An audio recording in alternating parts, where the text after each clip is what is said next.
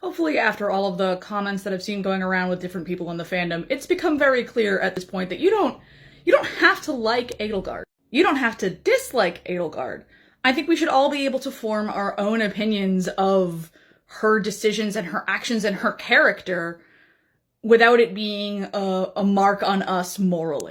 Because the fact of the matter is, whenever you have a story that has different roots like this, you run the risk of at least one of them not getting enough depth and detail so that you end up sort of lost. And I think it definitely happened to Edelgard. I've mentioned that it did happen to Dimitri to an extent as well.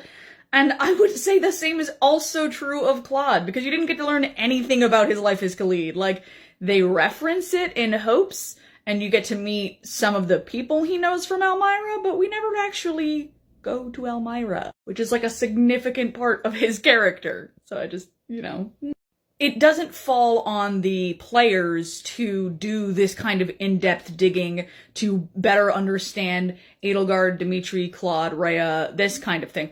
It is on the storyteller to a certain extent. I mean, you can't include everything in any given narrative. It's just too much information. But they definitely could have done more to make it clearer where Edelgard was coming from, the things she tried before she started a war, this sort of thing that would make her character more accessible. That said, I do think it would undermine the point of the story to an extent of, like, you're not gonna know everything about everyone at every time. And sometimes you're going to have to be like, well, maybe I don't have all the facts. Let's set back and maybe talk to this person or have someone else reach out to them and see what's going on behind the scenes that I don't know. Because that's really the issue, is like if Edelgard had talked to Dimitri, if Dimitri had talked to Edelgard, if Rhea had talked to Edelgard, if Rhea had talked to Dimitri, if Rhea had talked to House Ordelia, if Rhea had done anything. These kinds of different things of every single person. I'm leaving out Claude because Claude got swept up in a lot of stuff.